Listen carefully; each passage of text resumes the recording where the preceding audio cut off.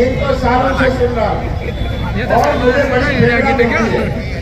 एक और गुप्त बात मैं बता दूं, गुप्त बात है, ये सालों से मेरे जिले छिंदवाड़ा में जाते हैं और छोटे छोटे गांव में, अभी 5 दिन पहले ये छिंदवाड़ा में ही थे, ये सालों से जाते हैं छोटे छोटे गांव में भी प्रोग्राम करते हैं। ये उनकी समाज सेवा है। तो मैं आपकी ओर से और अपनी ओर से इनको धन्यवाद देता हूँ। कल उज्जैन की सभा में ये युवा बोलेंगे, आपको बहुत सारी सच्चाई समझाएंगे जो आपने इनकी सच्चाई सुनी है। सच्चाई मैं तो एक ही बात कहता हूँ, तस्वीर प्रदेश की आप सबके सामने है। कमलनाथ का साथ मत देना, कांग्रेस का साथ मत देना, और सच्चाई का साथ जरूर देना। सम्मेलनों में हम कवियों के पुराने श्रोता और इस क्षेत्र के लोकप्रिय सांसद और विधायक रहे आदरणीय प्रेमचंद गुड्डू जी, जिन्होंने सामने बैठ के हमको सुना है। दोस्तों, मैं इस यात्रा में परफॉर्म करने नहीं आया, मैं इस यात्रा का हिस्सा बनने आया हूँ 2-3 दिन के लिए।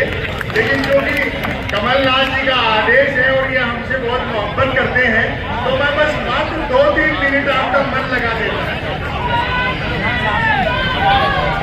जो बात आप सब लोग कसकर कहते हैं वो हम कभी लोग हंसकर कहते हैं, बस इतना ही फर्क है।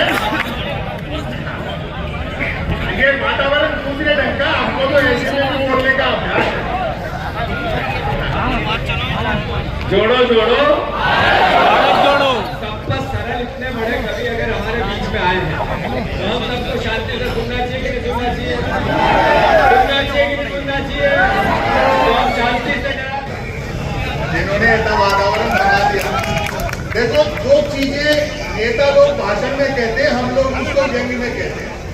जैसे मध्य प्रदेश में एक व्यापम साहब, व्यापम क्या था मैं आपको समझाता हूँ। आवेदन एक ने किया, परीक्षा में दूसरा बैठा, इंटरव्यू तीसरे ने फेस किया, नौकरी मिली चौथे को और करता रहा 5 लोग। वेतन छठे ने उठाया और पेंशन मिली 7वें की।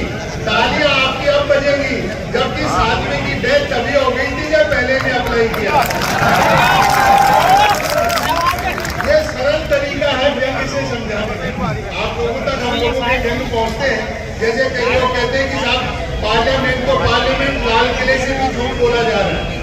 मैंने कहा, मुश्ताक अहमद यूसुफी साहब ने बड़ी जहाज मारने की बात कही है कि बोलने वाला और सुनने वाला लोग ये जानते हो कि ये झूठ है तो ये गुनाह नहीं है। जब सारी दुनिया जानती, एक अच्छी खासी लोकतांत्रिक गांधीवादी तरीके से सरकार को किस तरह से बेदखल किया कुछ लालची और डरे हुए लोगों ने। मुझे तो उनके वोटर्स पर तरस आता है कि जिन्होंने उनके चुनाव के पोस्टर फाड़े थे, उपचुनाव में बेचारों को होर्डिंग लगाने पड़ गए। मुझे मिलते रहते वो लोग, बहुत दुखी है।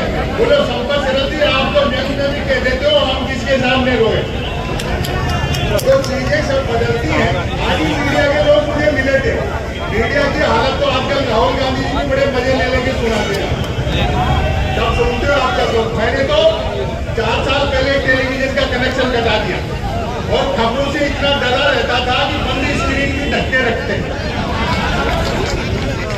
मैं सब मीडिया ये सब आज भी मिले मेरे को, बोले साहब आप किस आधार पर कह सकते हैं कि देश में वातावरण बहुत नफरत का है, मगर आप 10 मिनट का टाइम निकाल करके अपना चैनल ही ले लिया।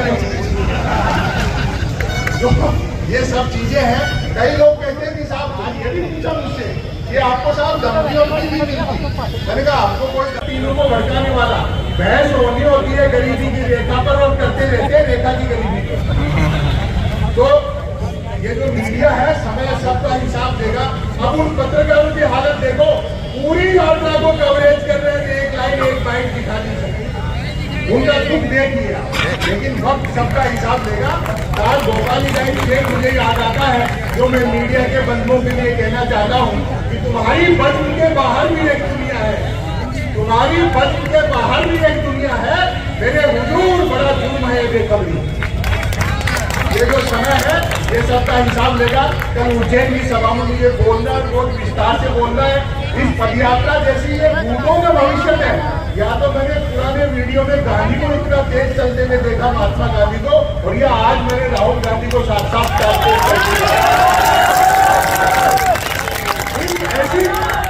ऐसी यात्राओं के तात्कालिक लाभ नहीं होते, दूरगामी लाभ होते हैं, जो सामाजिक और मनोवैज्ञानिक लाभ होते हैं। मोदी जी की हवाई यात्रा और राहुल गांधी की जमीनी यात्रा में यही अंतर है। और वो कहावत है ना, जमीन का महत्व वो जानता है जो जमीन पे चलता है। कहावत है कि चिड़िया कितनी उड़े आकाश, दाना है धरती के पास। तो मैं उन्हें धन्यवाद देना चाहूंगा। थोड़ा सा समय मैंने आपका लिया, आपने ध्यान से सुना। कल की सभा में आपसे मुलाकात होती है। बहुत बहुत धन्यवाद। जीतू पटवारी जी आगे बोलिए। चाहिए वो जो खुरापात थी वो यहीं से हुई थी, इसलिए कहना चाहता हूँ। मैंने कहा प्रेम के गबन उपन्यास के अलावा गबन के नाम में क्या मिलेगा। मैंने कहा फिर भी अगर ऊपर के दबाव में जबरदस्ती फंसाओगे तो हम भी बीजेपी ज्वाइन कर लेंगे। ये भाजपा जिसको भ्रष्ट और अपराधी कहते हैं, संजय अगर बीजेपी ज्वाइन कर लेता है तो उज्ज्वल हो उठता है। शायद यही प्रधानमंत्री की उज्ज्वला योजना। ये यंग आप लोगों तक पहुंचते रहते हैं। अखबार अब 3 चीजों के लिए पढ़े जा रहे हैं, ज्यादा गंभीरता से मतलब। रास्ते में आ रहा था एक सज्जन ने अखबारों की प्रदर्शनी लगा रखी थी, आपने उसको देखा नहीं। अखबार वो थे मुख्य धारा के मीडिया में तो आजादी के आंदोलन में भी कोई योगदान नहीं। ये तो तब भी दंगल पे उतरे हुए थे। हाँ, टेलीविजन तो उस समय था नहीं, वरना देश आज तक आजादी नहीं होती।